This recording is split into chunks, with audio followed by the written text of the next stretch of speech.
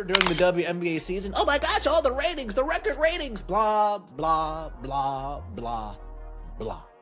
But what did we say continuously here on this channel? Yeah, record ratings. Of course you guys are gonna have record ratings. Nielsen changed how they count numbers. Of course their ratings are going to be more. It would be kind of embarrassing if they were that much less. Well, Sustainable, Unrivaled, their numbers came out and they are. Imagine this situation continuing over several months. Everything appeared to be perfect until all of a sudden the data began acting strangely. At that very moment, the applause intensified. The criteria became more accommodating, and a whole new method of monitoring accomplishments emerged. Additionally, everyone is acting as though there is no awkward quiet at the moment. This is what ought to cause you to reconsider. What is it really hoping you won't figure out when an organization has to rethink how it counts its own successes? Could be seeing its final days as Paige, Beckers, and gang could not save the viewership from tanking. What does this mean for the WNBA when they make their return back to TV? We finna talk about it all. I told you guys a couple months ago that the views was going down on the channel. Like, the WNBA content wasn't looking too good. I was one of the first people to say that about the whole genre itself. Told y'all we was going to be making big time changes on the channel. Now, I say that to say this. Now, there has been news to come out about Unrivaled viewership being down nearly 7. Everyone insisted that Unrivaled had enduring power. This brilliant illustration of the potential of women's basketball. While athletes ruled those immaculate wooden floors, the operation would defy all trends, grow its audience, and somehow continue to persuade financiers to write those million-dollar checks. Unrivaled is sustainable, they say. They say.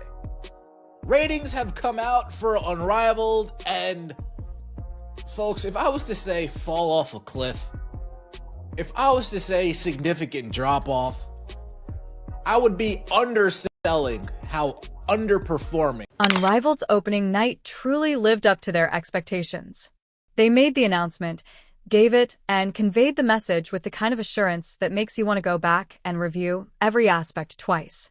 However, how come the second season's premiere ended up like an abandoned parking lot with some scattered debris drifting through if this whole thing truly had legs? So the first set of Unrivaled ratings are in, and it's been kind of grim. And by kind of grim, I mean really, really grim. If you are Unrivaled, this is, if these are your ratings every single week on True TV, it's not the biggest disaster in the world, because by the looks of things, these True TV ratings were similar enough to what they were a year ago.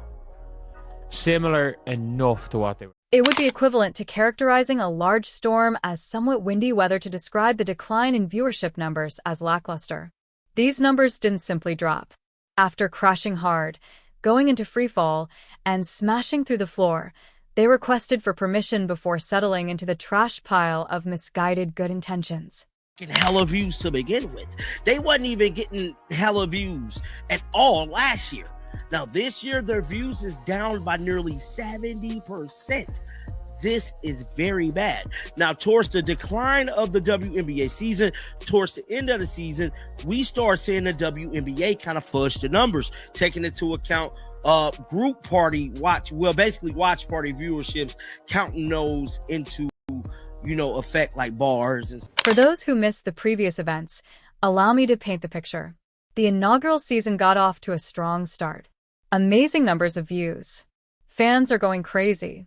Women's basketball has officially become permanent, unstoppable, and growing, according to experts, and everything that was ahead appeared more brilliant than those dazzling spotlights in the arena. However, there was a small problem. Those amazing ratings were eerily flawless. Nielsen had changed the way they tracked. A shift that, for some reason, improved numbers everywhere you looked. Suddenly, everything seemed bigger, more powerful, and more cherished than it actually was. Imagine purchasing shoes that are excessively large and persuading everyone that they were manufactured just for you. They may seem fantastic, but when you try to walk, they are ineffective. Let's go on to the second season. That's right, Momentum is essentially just a beautiful way of stating you got a lucky break a year ago, as evidenced by the nearly 140,000 fewer individuals who decided to watch professional basketball on Monday night. With 107,000 viewers, daytime matchups fared even worse, which subtly implies that someone neglected to notify the public that these competitions were actually happening. And that's exactly what happened. Many fans were unaware that Unrivaled had even made a comeback. Even if a league has the world's most talented athletes, their skill is meaningless if no one is aware of what is going on. In pretend basketball. I have been telling you guys for years, as the mainstream media has intentionally lied to us. These elite athletes are amazing! This is the best basketball in the world! Woohoo! Yes, yes, yes! We have been talking about this here on the channel for years. The so-called growth in women's basketball is an illusion. Examining certain head-to-head competitions makes the thorough analysis much more severe. 40,000 people saw Bree's Phantom on TNT. In the meantime, the Lunar Owls received 20,000 on True TV and 30,000 on TNT. When combined, a single matchup in that critical 18 to 49 age bracket hardly surpassed 50,000. Comparable competitions from the previous season reached between 90,000 and 100,000 viewers on TNT alone before being multiplied across all networks. What appeared to be an unstoppable movement turned into a cautionary tale about how quickly excitement fades when reality sets in within a year.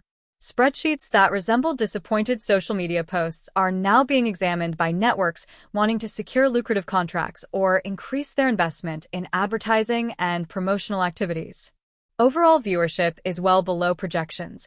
Afternoon audiences hardly register, and peak viewing hours are shrinking. The fact that the Rose and Lunar Owls on the primetime slot on TNT had... I don't think this is 40,000 viewers. Because I think this is the NA is the actual viewer. I think this is like the ratings numbers. I think this is in and around 100,000 viewers, which isn't good.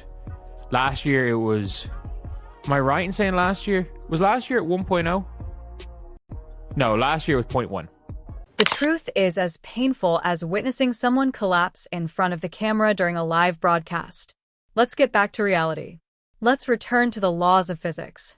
Going back to the fundamental realization that no amount of sustainable marketing will conceal the audience's disappearance. Publicity, or the lack thereof, is largely to blame for this catastrophe. Excitement on social media, strategic marketing strategies, and the belief that this was a must-watch season all contributed to the first season's success.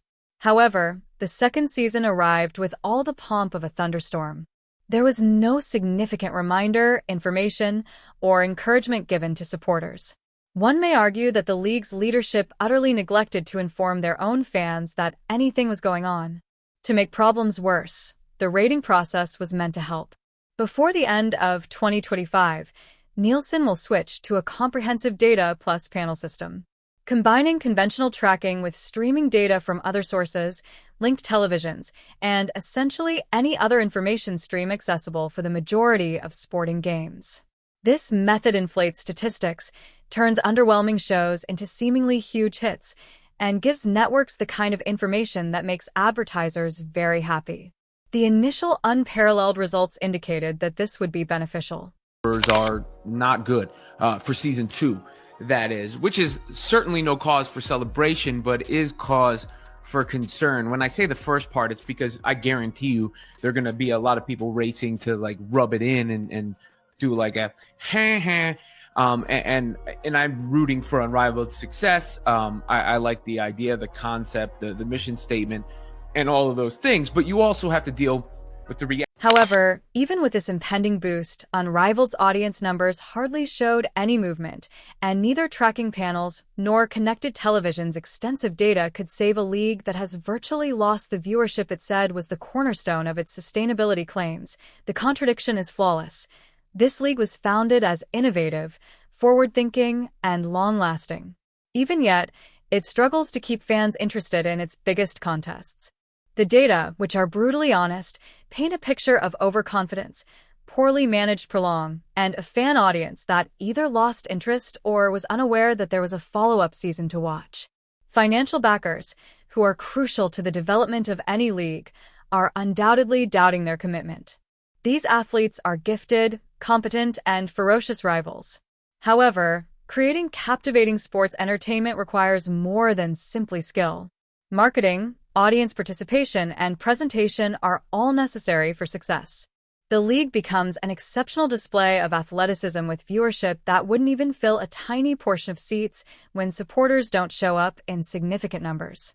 It's similar like putting together an amazing feast for a restaurant that is absolutely empty, great food, and a completely sustainable company model. Of course not when no one is placing an order. And I put this out on the Twitter, and I mean, hell, the tweet didn't even get that much interaction. Look, the Unrivaled League is in all kinds of damn trouble. They're in all kinds of trouble. Don't you find it odd that the league and... The obvious questions can no longer be disregarded. The severity of the situation is demonstrated by other comparisons. Opening night statistics for Unrivaled's first year exceeded 300,000 viewers. Prime time brings in 75,000 this season. 107,000 are managed during afternoon time slots. That decline is not gradual. It is enormous. Previously tuned-in supporters have vanished. Many were unaware that the season had resumed. The narrative of a long-term, growing league starts to resemble fiction written for press releases. Record-breaking ratings are not necessary for any league to exist, but it is impossible to do so in the absence of public recognition, involvement, or the perception that the league's events are truly important. The true issue is that Unrivaled is still performing poorly despite the use of the most cutting-edge tracking technology available. A league that has lost viewers cannot be miraculously saved by Nielsen's extensive data plus panel methods, the same system that will increase ratings for almost every major sport. With one side significantly outnumbered, this turns into a mathematical problem: theoretical supporters versus those who truly pay attention. Big data, smart TVs, and algorithms can be used to overcome this obstacle. However, the numbers remain negative when no one presses play. It's easy to show growth when you're growing from nothing to almost nothing. But people were not watching women's basketball. People were not paying $10 to be sedated while the Chicago Bravado airballed layups against the Las Vegas Anonymous Faces. Contrary to the prevailing narrative in the mainstream media, Angel Reese is not a draw. AJ Wilson. Imagine this situation continuing over several months. Everything appeared to be perfect until all of a sudden the data began acting strangely. At that very moment, the applause intensified. The criteria became more accommodating, and a whole new method of monitoring accomplishments emerged. Additionally, everyone is acting as though there is no awkward quiet at the moment. This is what ought to cause you to reconsider. What is it really hoping you won't figure out when an organization has to rethink how it counts its own successes? Please remember to like, subscribe, and enable all notifications if you have watched this far and found the video entertaining.